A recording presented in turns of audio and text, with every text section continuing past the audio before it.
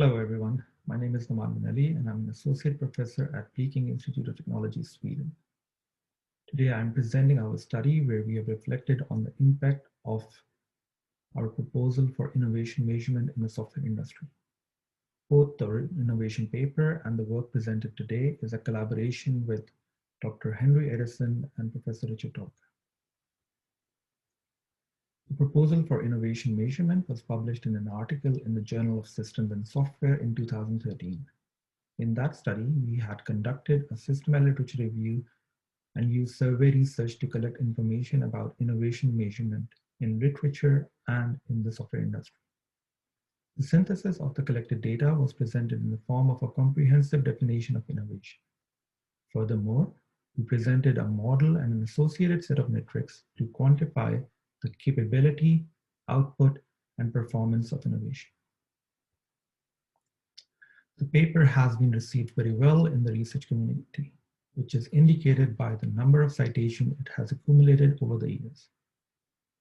The innovation paper is among the most cited articles published in the Journal of Systems and Software in the years 2011 to 2013. On Google Scholar, at the time of writing the paper, the innovation paper had 234 citations. In this study, we have relied on the qualitative analysis of the papers citing our work. Of the 234 citing papers, only 116 papers, which were peer-reviewed, written in English, and where the full text was accessible, were used for analysis. Of the peer-reviewed papers, a clear majority, that is 81 of the 116 papers, are published in journals.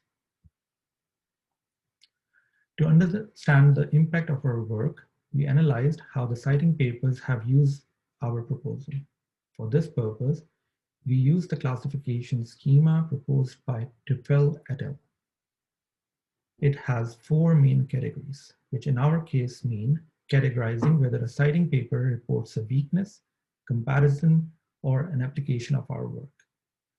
In the case where evidence of these first 3 categories is not discernible from the text, we classify the citing article as neutral. We used the schema to classify the 116 peer-reviewed citing papers after reading their full text. In terms of the results of the categorization, we found that only 2 citing papers presented a comparison with our approach and our results. Furthermore, we found that none of the citing papers reported any weakness in our approach or the findings.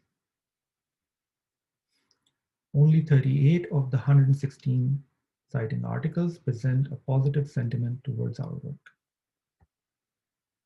Based on our classification, a clear majority, that is 75 of the 116 papers, are neutral.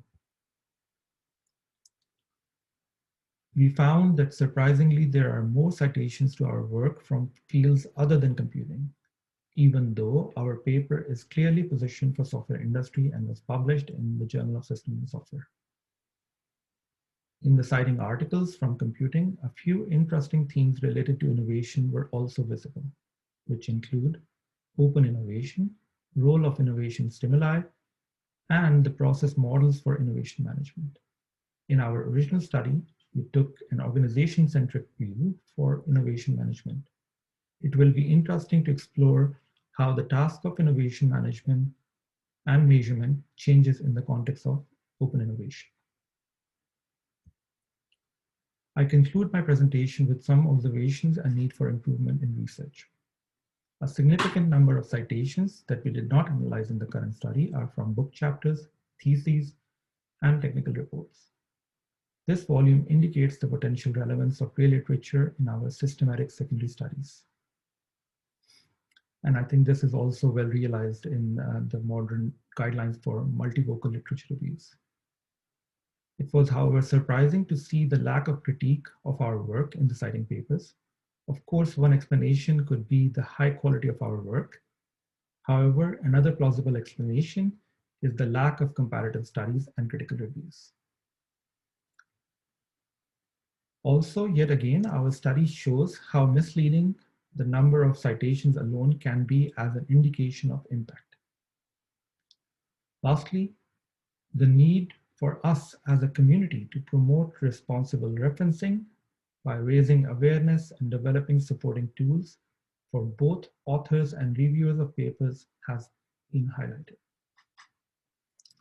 With this call for action, I would like to conclude the presentation and thank you for your attention. Thank you.